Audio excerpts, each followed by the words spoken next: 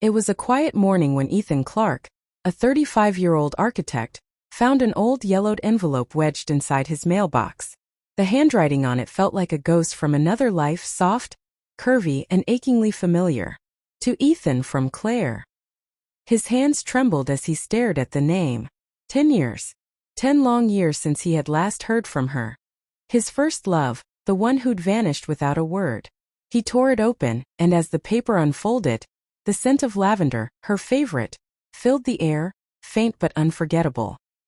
10 years earlier, Ethan and Claire met during their final year of college. He was the quiet type, always lost in sketches and blueprints. She was a literature student, vibrant, talkative, the kind of person who made everyone feel like they belonged. They met in the rain. Literally. Claire was running late to class, clutching her books under her jacket, when Ethan offered his umbrella. She smiled and said, "Guess we'll have to walk together now." That moment changed everything. Their friendship turned into something deeper, something that made every ordinary day feel extraordinary. They spent nights dreaming about their future. He'd build her a house by the sea, she'd fill it with stories. But life, as it often does, had different plans. Ethan got a job offer in another state. Claire wanted to follow, but her mother fell seriously ill. She stayed behind, promising she'd write every day until she could join him. He waited. Days turned to weeks. Weeks to months. Then one day, nothing. No calls, no letters, no trace. Claire was gone. He told himself she'd moved on. Maybe she met someone else. Maybe love wasn't meant to last. Eventually he stopped waiting, but he never stopped wondering. Now, a decade later, her letter had arrived. "Dear Ethan, if you're reading this, I hope you're happy. I'm sorry. You deserved an explanation. The day you left, my mother's condition worsened. I thought I could handle it, but soon, everything fell apart. I wrote you every week, but when I tried to send them, your address didn't exist anymore. The company said you had moved. I thought you didn't want to be found. I wanted to tell you I loved you, that I always did. But maybe time was never on our side. If someday you read this, know that you were the best part of my story. Love, Claire." Ethan's eyes blurred with tears. The letter was dated April 15, 2015.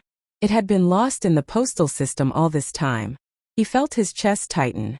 Every missed chance, every silent night, they weren't her fault. She had been trying. And he had let go too soon. He couldn't sit still. He searched her name online, desperate to find something. After hours, a familiar face appeared in an old newspaper article. A tribute. In loving memory of Claire Benson, 1991 to 2018. She was gone.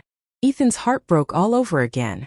But beneath the pain was something else, a quiet peace.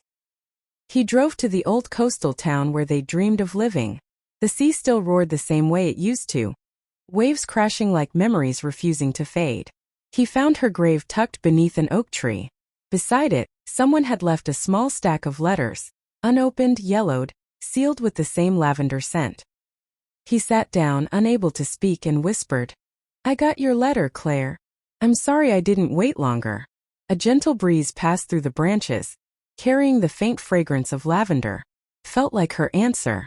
Years later, Ethan built that house by the sea, not for them but in her memory. He turned it into a small library and named it the Lavender House. Visitors came from everywhere. Young writers, dreamers, and lovers who believed in second chances. And every evening, as the sun dipped below the horizon, Ethan would light a candle by the window and read one of Claire's letters aloud. Not as a goodbye, but as a reminder that love, real love, never dies. It just waits to be found again.